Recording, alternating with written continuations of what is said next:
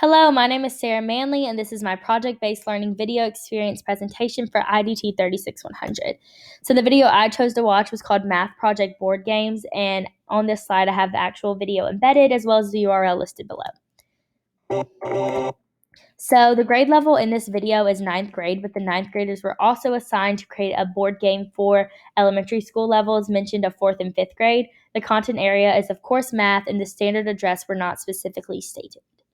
So a brief summary of the video was that a ninth grade teacher, Mr. Wakefield, had assigned his students to create a project where they create two board games, one being at a ninth grade content math level and an elementary school content math level. Both of the board games consisted of 25 grade appropriate level math review questions.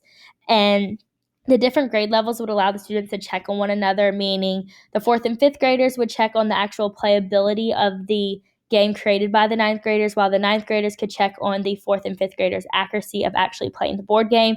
This allows the ninth graders a chance to review the content they learned in the past and maybe get refreshed, and the elementary schools can get a preview of the content they will be taught in the future. So some aspects of the problem-based learning are see, think, and wonder, the first one being see. So the task at hand was, of course, the students are creating a board game for both elementary and ninth grade levels. Each of the board games consisted of 25 grade level appropriate math questions, and the students in each grade level would check on the work of their peers, like I mentioned earlier. So the organization of the classroom, it seemed as if the desks were organized in groups, which makes sense because the students are creating the board games together as well as playing the actual board games together, meaning the students are collaborating together in the classroom. And the role of the teacher seemed as if the teacher was more walking around and taking a step back and observing what the students have created and how they play the games.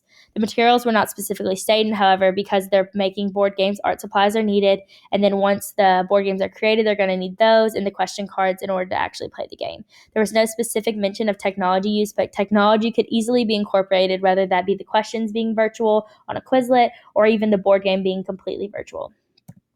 The next aspect is think. So I do think the lesson was effective because different levels of math concepts are being shown and can be used as a comparison and even contrasting between the different grade levels. So the ninth graders can see the level of difficulty between their ninth grade level and the elementary school levels, or even compare and contrast the fourth and fifth grade elementary school levels. It also is effective because it allows the ninth graders not only review math content at their grade level, but also prior ones that they may need a refreshment on. And I do think it met the guiding question. So differences between traditional lessons, I feel like traditional lessons are more teacher directed. This is definitely more student led because students are creating the board games, the questions, and actually playing them in the classroom. It allows a student a wide range of content topic to create a board game. It allows a new activity that students will find enjoyable and keep their interest, and it provides the teacher time to step back and observe what the students have created based on their instruction. What I personally liked about this activity was that creativity was not limited and that it was art prominent. I think students love doing art based on what I have experienced, so the fact that they actually physically get to create a board game, I think that they would find very interesting. It doesn't limit the students, like I said, on creativity or even content because there wasn't a specific chapter or topic area that the board game had to be based on. There were different grade levels incorporated, which is good for reviewing.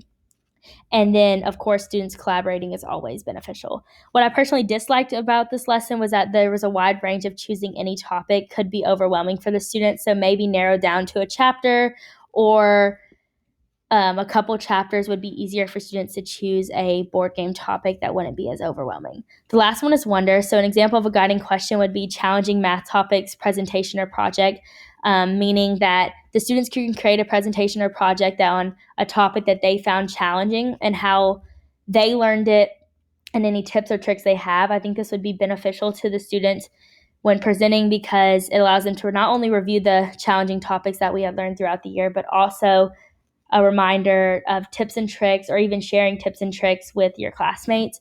The barriers that students could still not fully master the topic chosen, so it could lead to a little confusion or information being correct in the presentation. And the students might not feel 100% confident because the topic was challenging to them at the beginning, so that's always like a mind barrier. The benefits to the students is that they get to review, they get to share tips and tricks with other classmates, and even refresh on concepts.